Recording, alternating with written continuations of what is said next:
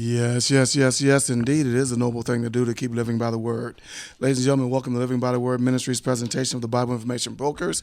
My name is Daryl Easy D. Fulton. I'm one of the teammates, and I'll be introducing to you the other teammates. But this is a live presentation for those of you that have been listening to us for any length of time. For those of you that may be a first-time listener, this is a live presentation, a question and answer format. We call it the open forum with the Bible Information Brokers, and there's a few ways that you can communicate with us tonight.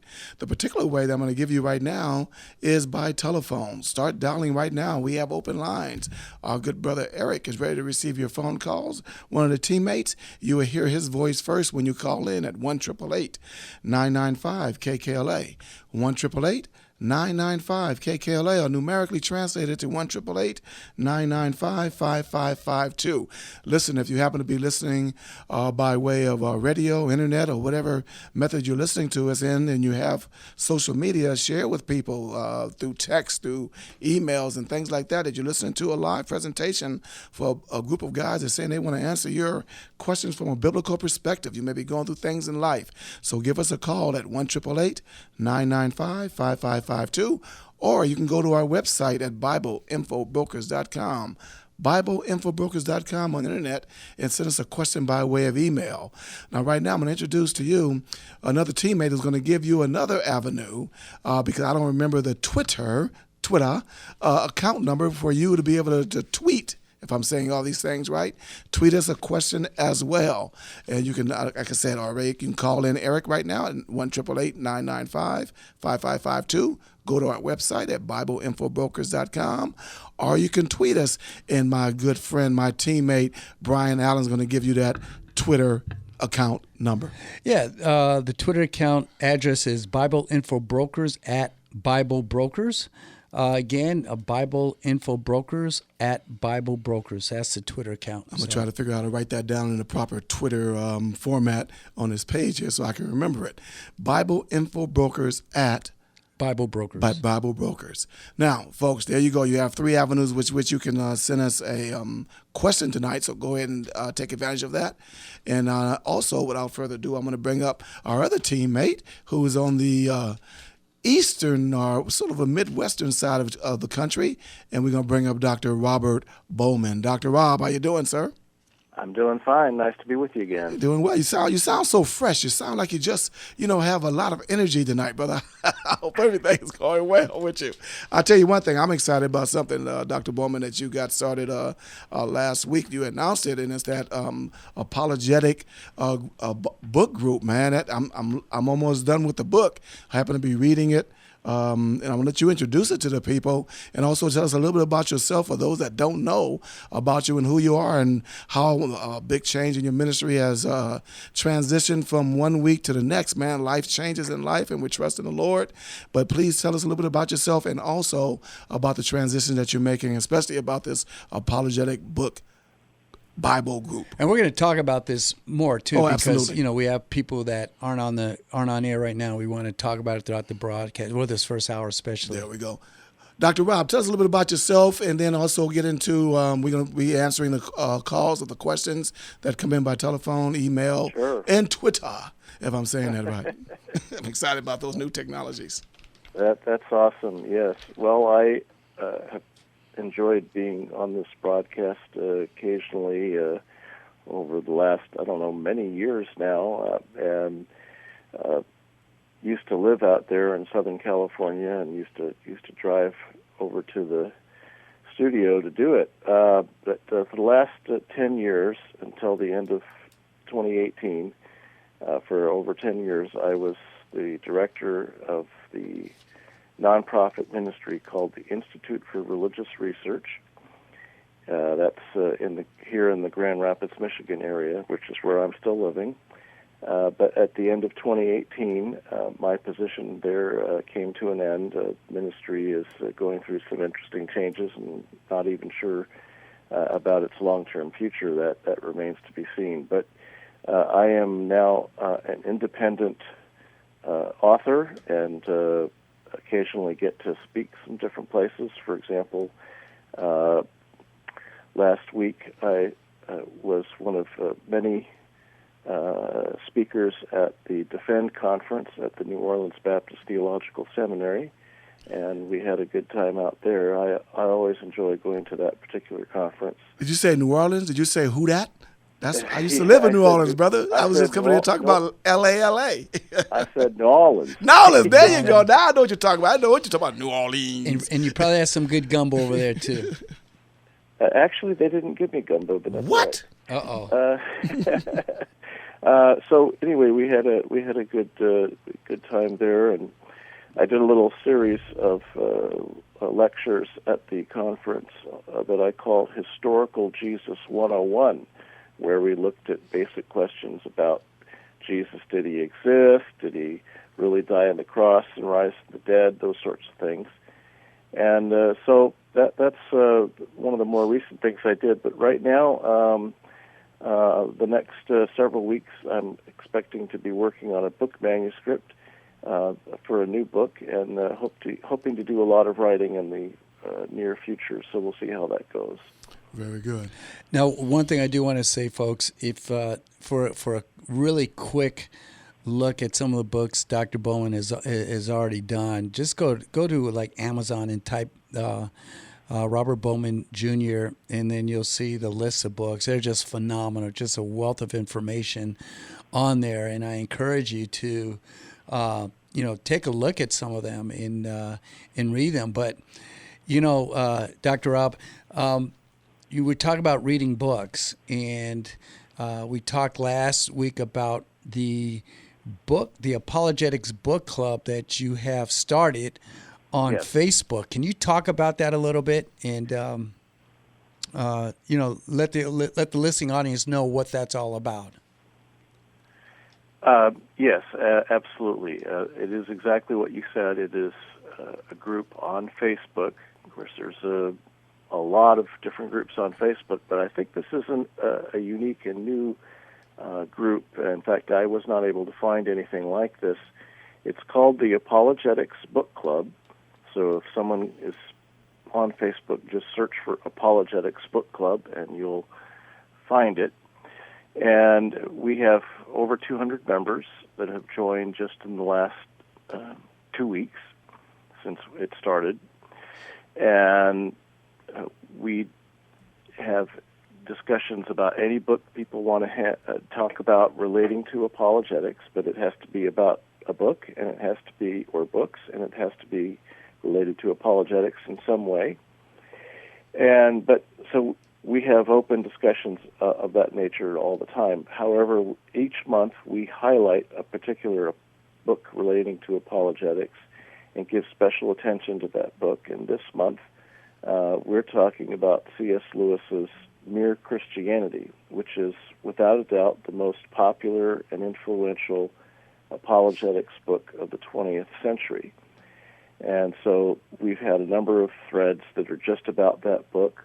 Later in the month, after we've given people a chance to read it, if they haven't read it already, or to read it again, we're going to have some kind of a special discussion. I don't know exactly how that's going to go, but we're going to do some kind of a special event, perhaps have a guest speaker come in and answer questions about it or something like that.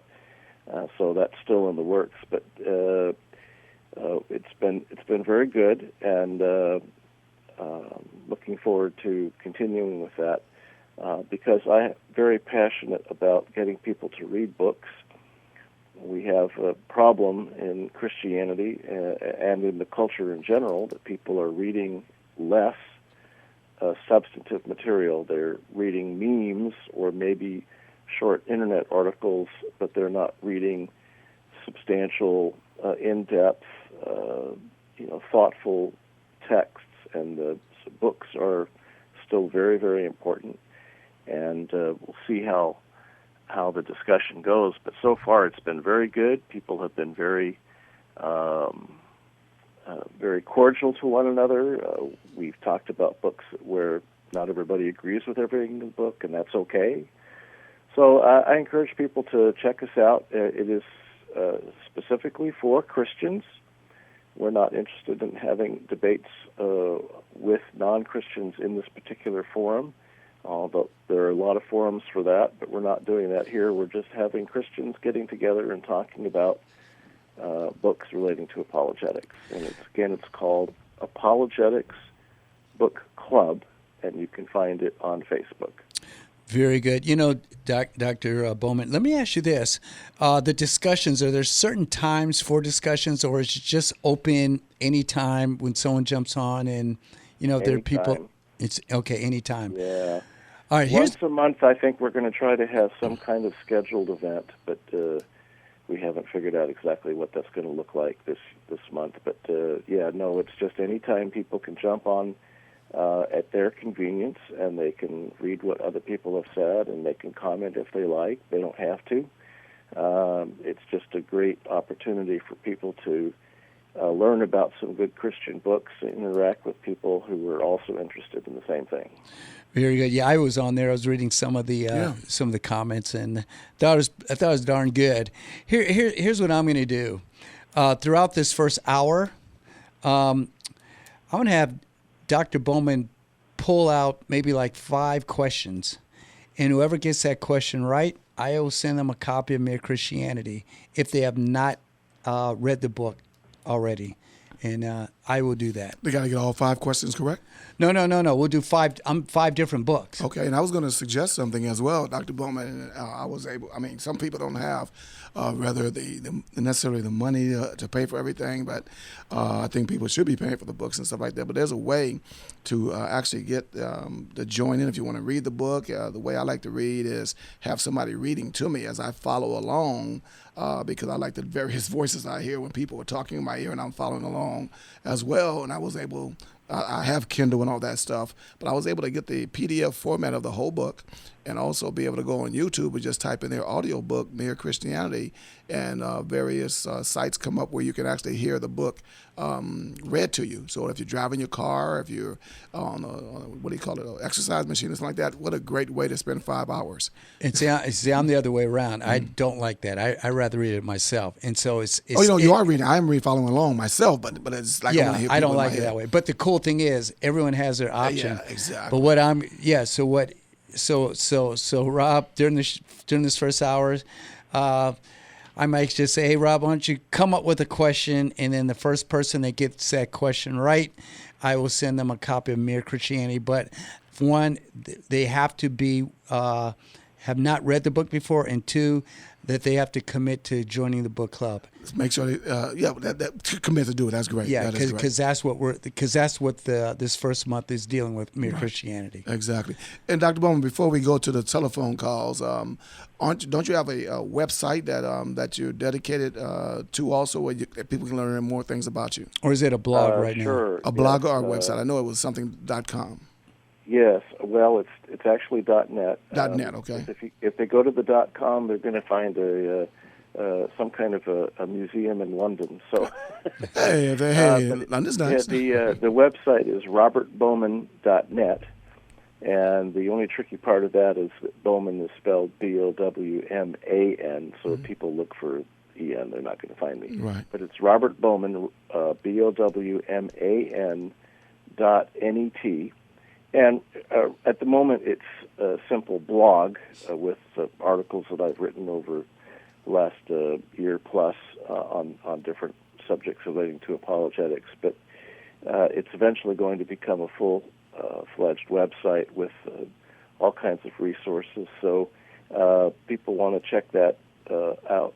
It's, again, robertbowman.net. All right. Ladies and gentlemen, again, this is a live presentation with the Bible Mission Brokers team, Robert Bowman, Dr. Robert Bowman, Brian Allen, Daryl Easy D. Fulton, with Eric ready to receive your phone call at 1-888-995-5552, or you can send us an email question by way of internet by going to our website at BibleInfoBrokers.com, BibleInfoBrokers.com, and the Twitter address is, Brian? Bible Info Brokers at Bible Brokers. Bible Info Brokers at Bible Brokers. I'm writing that down best I can. So let's go to the telephone calls and take a question from the city of Carson. Alonzo, thanks for holding on and calling in. Thank you. Welcome to the broadcast. Thank you, and God bless you all on this evening. Yeah, I have a question in Timothy, chapter 2. 1st and 2nd Timothy. Yeah, 1 Timothy, First Timothy, okay. Yes, First Timothy verses 11 and 12 rather, about a woman usurping authority over the man. Is this chapter 1 you're speaking of? Yes. Okay, good. I'll go ahead and read it. Well, you want Well, let him finish his question. what verses he's talking about? Yeah, mainly in verse 12, Okay. when it talks about the woman usurping any authority over the man. Is that talking about in ministry, or is that in marriage, or is that just overall? Dr. Bowman. Yeah, you go ahead and well, get in trouble, Rob. Yeah, we've been in trouble enough on this one, so. Right. Well, I'll just be really honest with you that the Christian interpreters who are, very knowledgeable about the New Testament and about, the Greek language and so forth, there are different opinions about this as to exactly what Paul means. Now, it's clearly not saying in all contexts, regardless of the situation, but it appears to be primarily in the context of a church. If you're just reading through the passage, appears to be largely in the context of a church setting, and the real critical question here is what it means to teach or to exercise authority over a man. It's not, because the last part says she is to remain quiet, or there's different translations of that. It does not. It's not saying absolutely women can't talk, for example. That would be silly, and that's not what Paul is saying. But there appears to have been perhaps some kind of a problem in the some of the churches that Paul is writing about, that Timothy is perhaps involved with, one of those congregations where there were certain women who were, as it were, abusing their freedom in Christ to try to upset normal human relationships, to try to be dominating over either over their husbands, or perhaps trying to sort of take over in a congregational setting. Both of these are possibilities. We don't really know. But what I would say is that in the context here, Paul is apparently concerned not about some kind of absolute standard regarding women not ever being able to have any kind of teaching role, but not doing so in a way that is incompatible with her relationship with her husband, where that would become impossible. So I think even a very conservative view of this passage, which historically I have taken a very conservative view of it in terms of male-female relationships, the only position in a church that I think this passage very likely would preclude a woman from holding would be that of would be a pastoral position in which she has some kind of pastoral authority over men. But that leaves almost every position in the church open. I mean, unfortunately, what's happened is in our evangelical churches, very often women have been barred from having positions in the church where there wouldn't be any kind of exercise of authority over men. It'd just be something that would be perfectly appropriate for women. And yet, no matter how you read this passage, and yet we have very often not even considered women for these positions. I'll give you an example. The position of being the minister of education or pastor of education, whatever you want to call it, very often churches will not allow women to have that position, even though they're not exercising authority over men. They're just their field of ministry is dealing with children. Or minister of music. That would be a perfectly appropriate position, as far as I can tell. There wouldn't be any conflict with this verse, no matter how you read it. And yet, that virtually all evangelical churches, and this may be changing a little bit now, but until recently anyway, virtually all evangelical churches would only consider men for that kind of a position. So we can argue about exactly what this verse means in Paul's day and how it would apply today, but for goodness sakes, we ought to not go beyond this text and treat women like they can't offer something of value even in leadership positions within the church, where it doesn't matter how you read this verse, there shouldn't be a problem. So I think that's the main point I'd want to make, besides the point that Paul is not telling women just to sit down and be quiet. He's not saying they can't talk or that they can't have something constructive to offer, but he doesn't want, apparently, to have them exercising their freedom in Christ in a way that would be undermining their relationship with their husbands in particular, or trying to overturn normal human relationships in a congregation. That's basically, I think, what's going on there. Okay, I was looking more at for ministry, for the fivefold ministry of the apostles, prophets, evangelists, pastors, teachers. Would you what say about those ministries? I think women can be evangelists. I think they can be teachers. We know in the Old Testament there were women who were prophetesses, and there's even references to that in the Book of Acts. So most of those ministries, if not all of them, we see women exercising those ministry roles in the Bible. Apostles, it's debatable, but even that may be possible. It depends on your interpretation of certain verses. But women have served in ministry positions in the churches and served well, and they should be encouraged to do so. We just need to be careful not to do so in a way that's going to be create unnecessary conflict and confusion. That's really Paul's main focus there.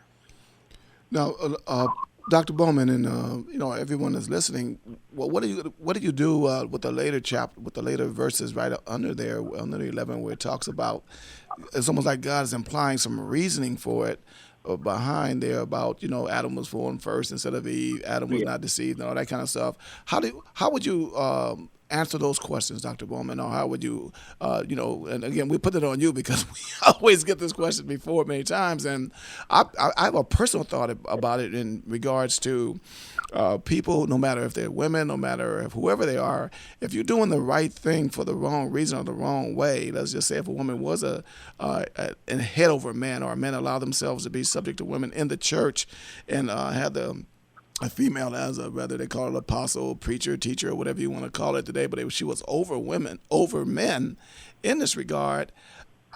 I'm not even questioning a person's salvation in regards to it, but I am questioning the fact that when you do those type of things, I have a question about, does it affect the idea about God and your rewards because you're doing all these things, but you're doing them the wrong way or the way it wasn't instructed for us to do?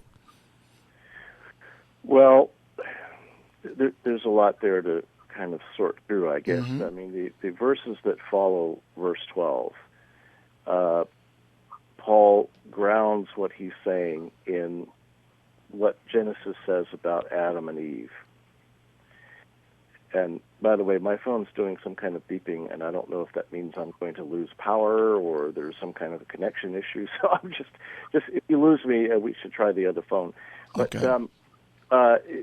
So I have always understood, and I still think this is right, that Paul is saying that there is some kind of natural created distinction between males and females, between men and women, and that has some relevance to the relationship between a man and a woman in marriage, and some significance for the roles of women in spiritual relationships within the church. So I would not be in favor of having a woman as the senior pastor of a church, for example. Normally, that would be something I would not personally think is in keeping with what Paul is saying here.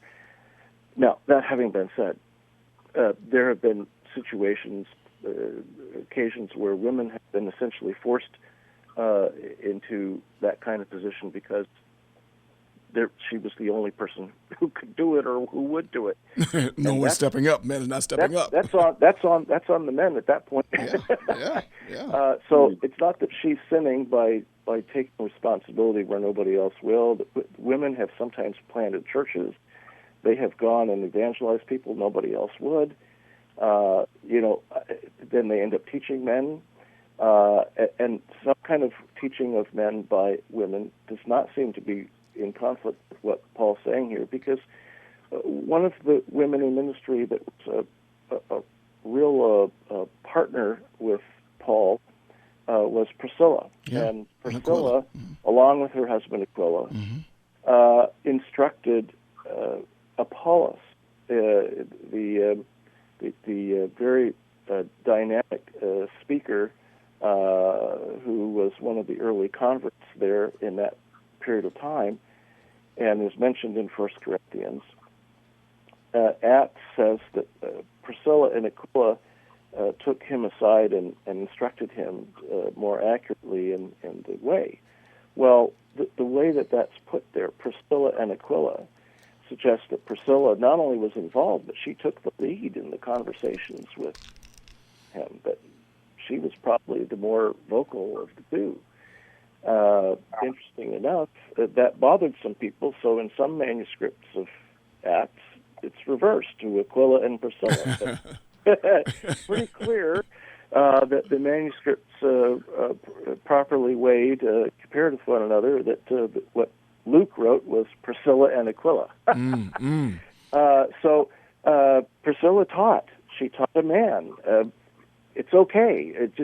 She wasn't exercising authority over him. She was instructing. I don't mean to cut in on you, but and there's nothing wrong with that.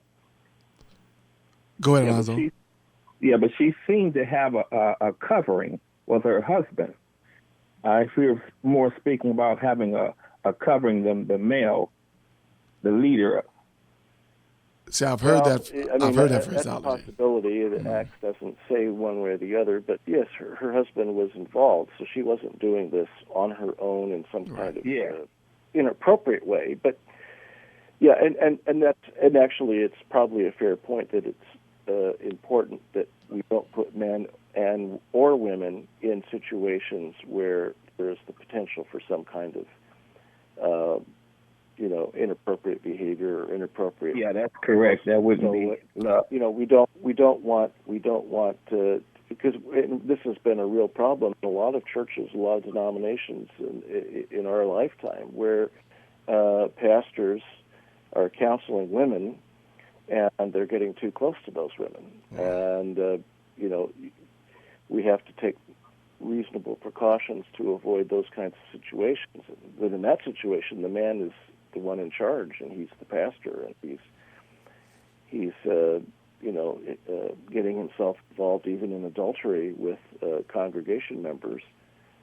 So just having a man in charge does not solve this problem. Not at all. So in fact, it's probably makes it more common. So it'd be careful. More kind of reasonable for a man to sit up under the man being the head of the pastor. I'm assuming, but I could be very wrong. What's that? I was saying I could be wrong by the men. Say if a brother comes into a ministry and the man is the I would say the head pastor, and she being the assistant pastor. I don't know how they word it, but they be saying Mr. and Ms. Yeah, and these kinds of formal titles and positions that we throw around today. That it wasn't like that in the first century. They Yes, I don't see it. They didn't hold degrees and go to school for 3 years or 6 years or something, and then obtain licenses and formal positions. And it wasn't a matter of power or financial, financial resources or anything like that. These were people that God had gifted by the Holy Spirit to serve one another in specific ways. It wasn't a power thing, and it wasn't about formal licensing. What we call ordination, that wasn't that kind of formal process. It wasn't that developed as we think of it today. So we need to be careful not to read into certain passages like this one in the New Testament ideas that really weren't relevant there. Okay, Alonzo and Dr. Bowman, I'm just going to Alonzo, I invite you to go to the Apologetic Book Club on Facebook, and in the book C.S. Lewis is Mere Christianity, and book 3. That whole book 3 talks about Christian behavior, and it's an excellent part of the book to read. So I invite you to go on there, and everyone else that's listening to us on this broadcast. Well, Alonzo, thank you very much for your phone call. Thank you so much. Appreciate it. Thank you. God bless you. Ladies and gentlemen, again, this is Dr. Bowman, Brian Allen, Easy D Fulton here with Eric, ready to receive your phone call at 1-888-995-5552. Brian, you holding the little finger at me? Yeah, Dr. Bowman, you have a question you want to put out there and to our listening audience, and whoever gets it right first, they'll get a copy of Mere Christianity. Okay, sure. And they can tweet and all that stuff too now. How about this? C.S. Lewis's book, Mere Christianity, was originated in the context of a particular war. Which war was it? That's pretty good. All right, so if you want a copy of Mere Christianity, if you can answer that question, and what the other caveat is, you need to join the book club, okay? And I will send them a copy of Mere Christianity. So you can email us at BibleInfoBrokers.com with the answer. You can call in with the answer, or you can tweet at BibleInfoBrokers at BibleBrokers. The call-in number is 1-888-995-5552, and you can call right now, and Eric will take your call. And remember what the question is again: what war was associated with the book that C.S. Lewis talks about in Mere Christianity? And I do want to let our listening audience know, stay with us for this entire show because we have a special guest coming on at after the first break. Oh, okay. We have special guests. Everybody's special. Anyway, let's go back to the phone calls. Let's talk with Jose from Alhambra. Jose, thanks for holding on and calling in. Oh, for sure. Yeah, how's it going, man? Going well. You're live with us. What's your question for the night? I had a question about finances, but I wanted to dig a bit deeper. And as I was waiting, I came up with the question: how do I become disciplined? Pretty much with everything, because I guess it just kind of overflows to everything when you're disciplined. That's an excellent transition from just about finances to including everything. Dr. Bowman, help this young man, Jose, be disciplined from a biblical perspective.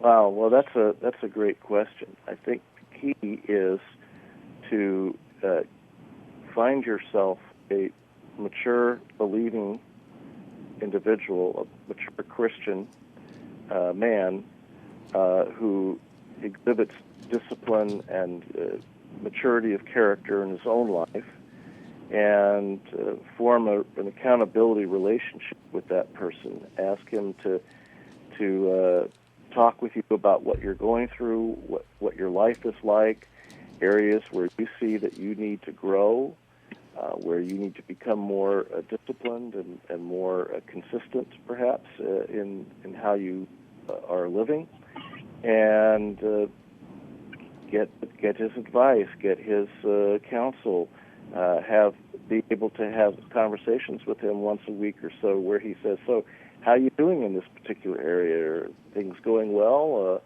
Have you had some issues or some problems where things haven't gone so well? We can talk through that.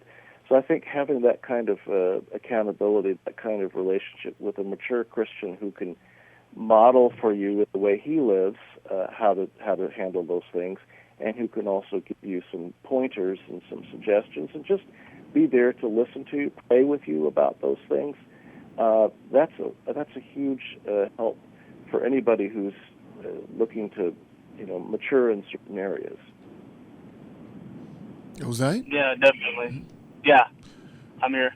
No, I'm just. So maybe a pastor or a Sunday school teacher, or just an older Christian that you know who you respect, who is able to spend some time with you, maybe half an hour or an hour each week to talk and catch up with you on things. And well, I don't have that sort of relationship just yet.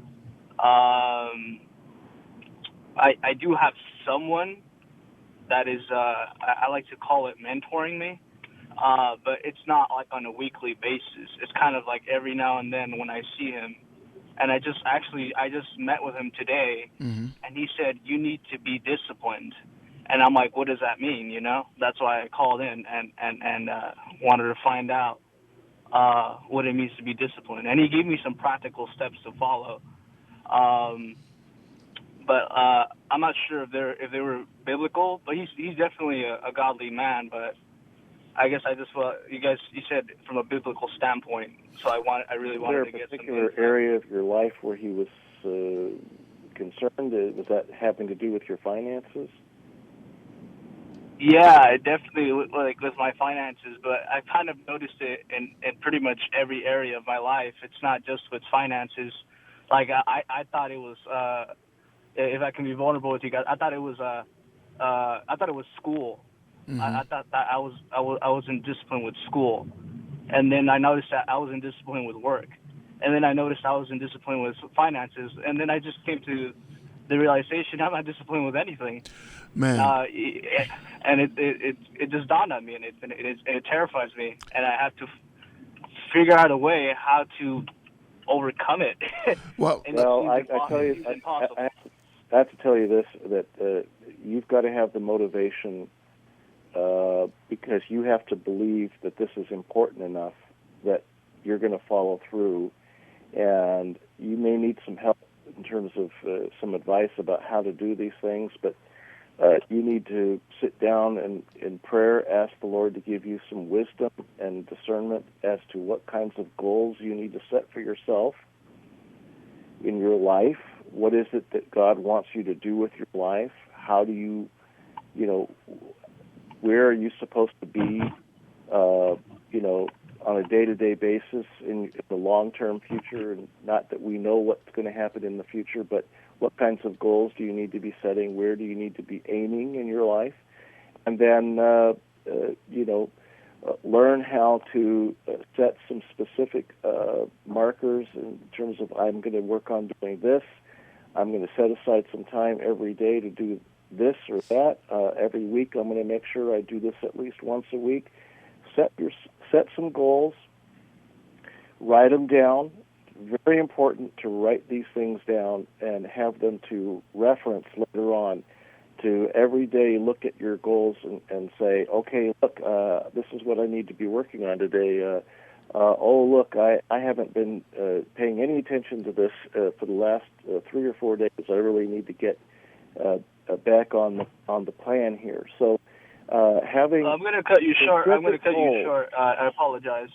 But I've been writing stuff down, and it's been great. I think it's a great tool to be accountable with yourself.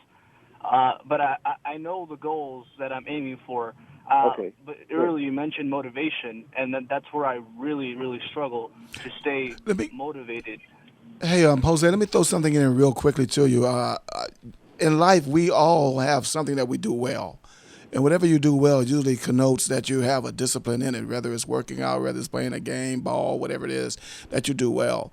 And I would say this, along with what Dr. Bowman said, excellent advice as far as getting an older gentleman in your life. But I would suggest even if you can get an older gentleman in your life that knows you, man, that can really know if you're shucking and jiving and what makes you tick, and may know you for some years, rather, especially in Christ. If we got a person that's in Christ that knows you, try to find that person, man, because it'd be very helpful.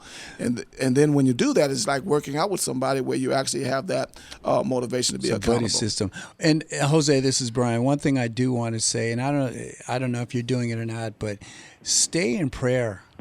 Definitely stay in prayer about all the things that you're trying to accomplish, and ask God for wisdom. Pray for the help of the Holy Spirit. That, along with everything Dr. Bowman and Daryl has talked about, I think you come full circle.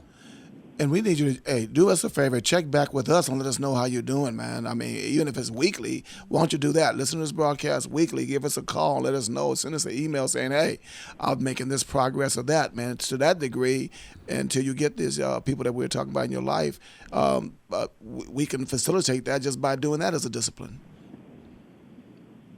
All right? Yeah, this is actually the second time I called. I don't know if you remember me, Daryl. You said which Bible character do I see myself in, and I said David, and I told you about. Oh yeah, exactly. Yeah. Well, see, there you go. You done called in 2 weeks in a row, brother. That's already connoting that you're showing some discipline. But send us a text, send us an email, tweet us, man, if you want. Get things like that going on. So well, I tweeted you guys already, but you guys didn't reply. So whoever's handling the Twitter, you got to tell them to reply because it's. What's the name? Yeah, it's Jose. Yeah, Jose Juarez. Okay, you came on. But Yeah, you came on as a member. give Okay. us a chance to get ourselves together so we will be Yeah, disciplined. we just in set it up answering. last week. Some old dudes trying to do it. I'm just giving you some honest feedback here. Oh, we appreciate it. No, we really I know appreciate it. Twitter, if someone tweets you, you got to tweet them back. It's just common courtesy, Lord have mercy. That's why I don't tweet that much, because I don't know the courtesies yet. I'm going to learn them. But I thank you very much, Jose. Man, I really appreciate your call. All right, Thank you, brother. God bless, man. Now, see, that's good. Iron sharpened iron, man. That's good to know. Exactly. Ladies and gentlemen, we have some people that's calling in about the question Dr. Bowman asked. But just before we go to those answers, Brian, I need you to talk to the people, because we have a discipline where we have to pay our bills. We have to take care of the costs associated with running this ministry. And I would ask that you invite the people to give them the privilege to do so. Yeah, thanks, Daryl. Folks, this is a faith-supported broadcast, plain and simple, and it does cost to be on the air. And so we look to our listening audience, and we just let them know that if they believe in this ministry, believe in what this ministry has been doing over the past 20-plus years, then we're going to ask them to, 1, pray for us, and 2, financially support this radio ministry with your donations. And I do want to thank those that do pray for us, and I want to thank those that do give. But here's a way to give. You go right online. You go to BibleInfoBrokers.com, BibleInfoBrokers.com, and then click on the link that says Support and Donate. Real simple. You can do it right online, and we get your donations right away. The other way is if you want to just mail it in through snail mail, make your donations out to LBTW, P.O. Box 90477, P.O. Box 90477, Los Angeles, California, 9009. So I want to thank those in advance for your prayers. I want to thank those in advance for your donations. Amen. But we definitely do need to hear from you. Thank Really you. appreciate that. We'll give you more information on the other side of the second hour. But right now, I'm going to go in this order to Orange County, to Tustin and Inglewood, to get some answers from Brianna, Oscar, and Sherelle. So get ready, and we want to make sure that you're committed to become a member of the Apologetics Book Club. But right now, let's go to the OC and talk to Brianna. Brianna, how you doing? Hi, I'm doing good. How are you? Doing well. Now, you are committed to go to the book club and become a member, right? Yes. Very I am. good. Brian? Okay, Dr. Bowman, the question was? The question was, C.S. Lewis's book, Mere Christianity, was written during a particular war. What war was it? I believe it was World War II. Yeah.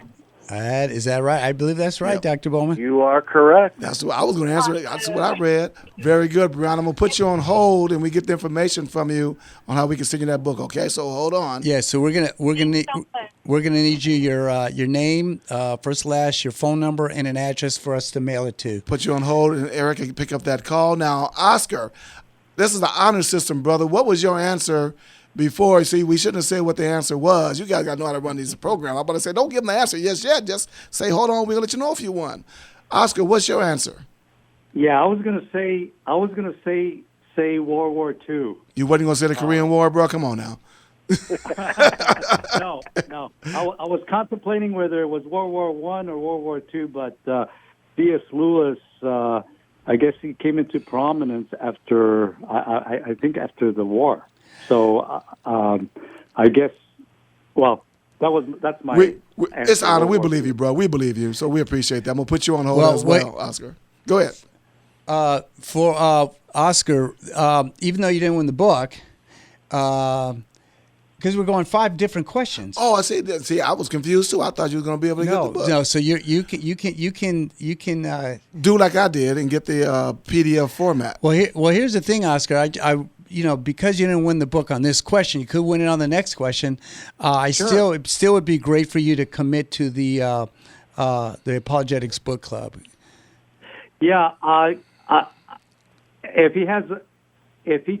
he can say, or I can wait for the second question. Yeah, we're gonna get you on there. We're gonna get you on there. But what I want you to do is listen in, and unless Dr. Bowman is ready to give the second question, we can do that. I'll put you on hold, and then I'll give Sherelle also an opportunity to do the same thing. So we got to run this contest a little bit better than this here, guys. So I'm gonna put you on hold. You have to know the contest. Oscar, I'm going to put you on hold, and we can go back to Dr. Bowman. Shoot another question out, and let's see if Oscar or Sherelle can get it. But we're not going to say if they got the right answer until we get everybody's answer in there first. That's the way you do that. You get more calls that way, guys. Let's go ahead, Dr. Bowman. Oh, well. It could be on anything, too. Anything with the Bible, questions about the Bible, whatever question you want to ask, Dr. Bowman. All right. Well, let's let me ask another question about C.S. Lewis. Okay. And that is, in what country did C.S. Lewis live? In what country did C.S. Lewis live? Yeah. Okay. And I would throw an additional question to that. Was he married as well? Well, let's get to Oscar before he. Let's see if Oscar knows before he Googles it. Yeah. No Google, y'all. Oscar? No, I'm not doing that. No. Good man. Oscar, you have the answer to that? What country? England. My man. England is correct. I thought you weren't going to give the answer out. You were going to let Sherelle. Oh, that's see. right. Yeah. Well, that's right. Dr. Bowman has another question. So Oscar wins. Oscar, I'm going to put you on hold to give you information for that question. Dr. Bowman's going to be good with the question. You said 5 questions, Brian. I appreciate it. All right. Hold on, Oscar. Okay. And let Eric know what he's supposed to do. Of course. We let him know that he's going to get that. Daniel will tell him for us. Let him know that he's supposed to get the people information. Dr. Bowman, you have another question, or you want to go with the question I asked, which was sort of, is he married? Was he married or not?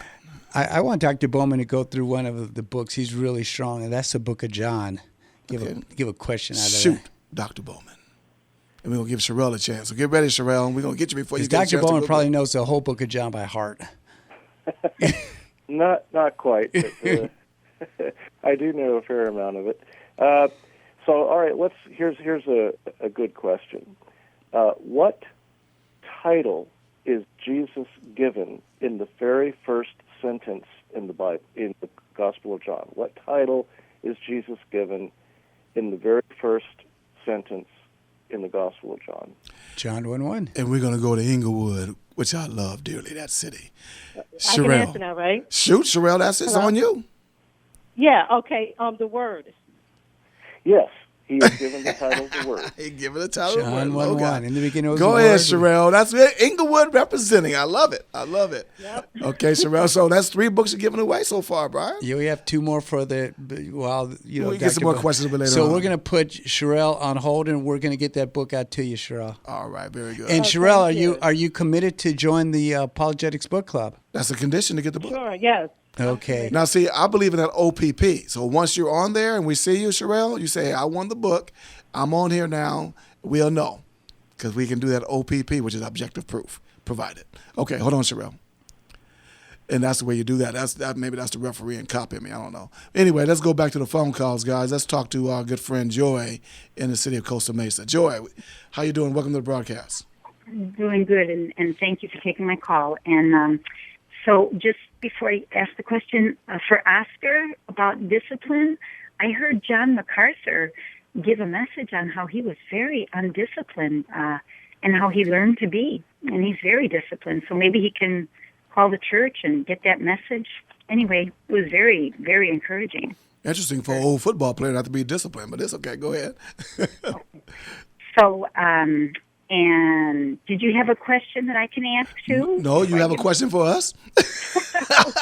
It's simple like that last one. Hey, Joey, I have a cruise coming up for you anyway. I think because I'm waiting to get information, I'm going to have a cruise for you anyway for being such a wonderful caller and ready to participate. I never heard from you. I sent you my testimony. And I'm looking at the guy that's supposed to give me the information. You mailed it, didn't you? You got it. Okay. But anyway, I'll ask my question. That's okay. You can give the book to someone else. So my question is from Matthew 24:41. I have a couple of questions, but they're short ones. 24:41, where 2 women will be grinding at the mill, and one will be taken and the other left. Now, I have a John MacArthur study Bible lately that I got free. They sent to me. And so I look at his notes, and he says this is clearly not a reference to the catching away of believers described in 1 Thessalonians 4:16-17. So I just wonder about that. What do you think, Doctor? What do you have to say? Well, these kinds of issues about eschatology or the future and what these different passages are saying about it, very often something seems clear to one person and may not seem clear to You mean there's some disagreement? I probably shouldn't have mentioned the name of the Bible. I don't want to take the attitude that this is going to be pretty simple. But here's what I would say.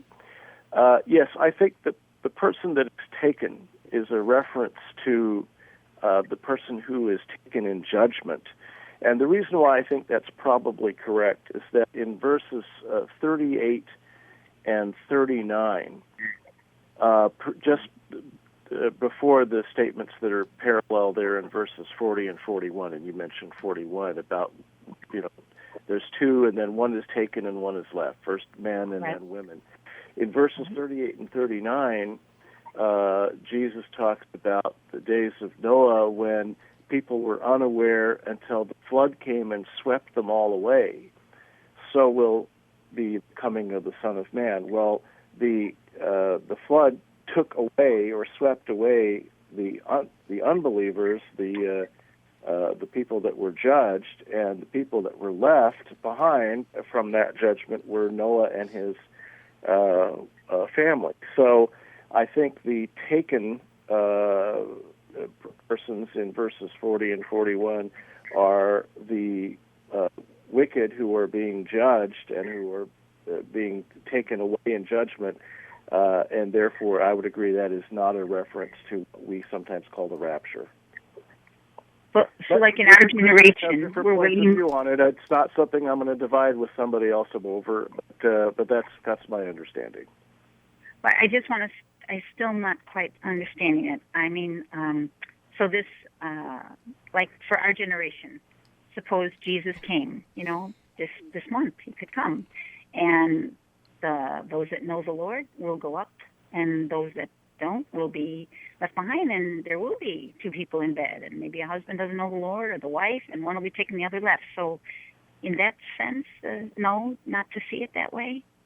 Could you? Well, you're asking about something that is really not being talked about in this passage directly, but we do find statements about this in 1 Thessalonians 4, where those who are alive when Christ returns will be caught up into the air to meet him in the air. And again, people have differing viewpoints about when this is in relationship to other events at the end.